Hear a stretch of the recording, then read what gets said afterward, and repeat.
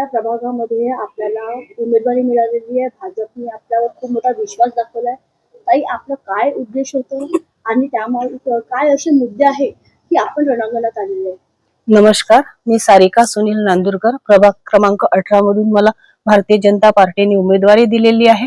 मी भारतीय जनता पार्टीचे सर्व सन्माननीय नेते जे आहेत, आमचे सन्माननीय गडकरी साहेब, सन्माननीय बावनकुळे साहेब, सन्माननीय देवेंद्रजी फडणवीस साहेब, सन्माननीय आमदार प्रवीणजी दटके साहेब, या सर्वांचे खूप खूप धन्यवाद मानते की त्यांनी माझ्यावर विश्वास ठेवून मला भारतीय जनता पार्टीची उमेदवारी दिलेली आहे. ताई, आपण रणांगणात आलेले आहे. आपले असे काय मुद्दे आहे, काय असा उद्देश होता की आपण रणांगणात आले?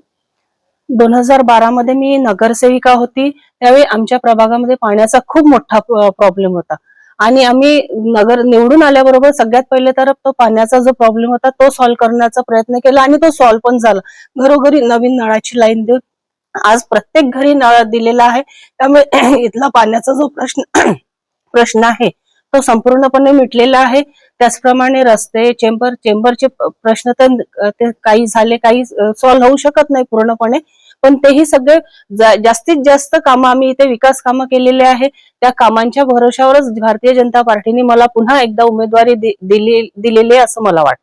ताई, आपण आपल्या प्रभागामध्ये आता प्रचार दरम्यान गल्लोगल्ली फिरत आहे, घरोघरी फिरत आहे. ताई, असे काय समस्या आढळून आले की ते तुम्हाला पूर्ण करायचे आहे? आम्ही आता आमची पदयात्रा जी सुरू आहे त्यामध्ये आम्ही काय म्हणतात तर त्याला झोपडपट्टीमध्ये सुद्धा आम्ही चाललेलो आहे, पण तिथे सुद्धा पूर्ण सिमेंट फ्लोरिंग झालेली आहे, पाण्याची पूर्ण प्रॉब्लेम सॉल्व्ह झालेला आहे. आज आम्हाला फिरताना प्रत्येक ठिकाणी आमचं एवढं चांगल्या प्रकारे स्वागत करण्यात येत आहे की कुठलीच समस्या राहिलेली नाही असं वाटते. आणि राहिला प्रश्न तर एखाद्याच छोटं मोठं चेंबरचं काम झालेलं नाही किंवा बस एवढंच तर लोक सांगतात की आमचं चेंबरचं काम, बाकी तर आम्ही प्रत्येक ठिकाणी फिरत आहोत.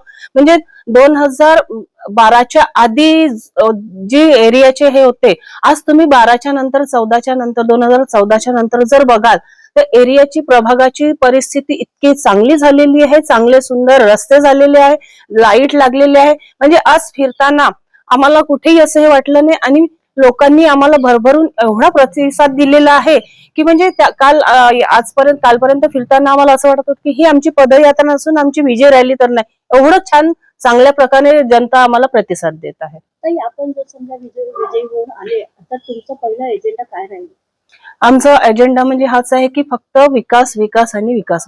आपल्या प्रभागाचा विकास कसा करता येईल, जास्तीत जास्त चांगल्या ज्या योजना येईल त्या आपल्या प्रभागामध्ये आणून त्याचा जनतेला, गोरगरिबांना त्याचा किती जास्तीत जास्त फायदा करून देता येईल हाच आमचा अजेंडा राहील. ताई, आपण एक महिला आहात, त्यानुसार आपण महिलांसाठी असे काय उपाययोजना राबवणार आहे, काय अशा सरकारी योजना त्यांच्यापर्यंत देणार आहात?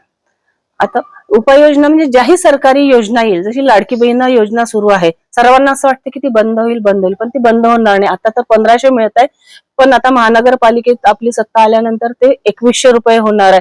त्याचप्रमाणे भरपूर योजना आलेल्या आहे, त्या आम्ही सर्व गोरगरीब जनतेपर्यंत नेण्याचा आम्ही प्रयत्न करू. ताई, आपण आपल्या प्रभागाच्या जनतेला काय असा संदेश, काय असं आवाहन कराल? बघा, 2012 पासून जो भारतीय जनता पार्टीने म्हणजे नगरसेवक निवडून आले आणि त्यांनी जो विकासाचा एक अजेंडा घेऊन काम करायला जी सुरुवात केली आणि आज सर्वांना ते काम दिसत आहे. त्यामुळे मी आपल्या प्रभाग 18च्या सर्व जनतेला एकच नम्र निवेदन करीन की आपण सर्वांनी येत्या 15 तारखेला सर्वात पहिले जाऊन आपलं मतदान करा आणि भारतीय जनता पार्टीचे 4ही उमेदवार निवडून त्यांना विजयी कराल, हीच मी आपल्या सर्वांना विनंती करते.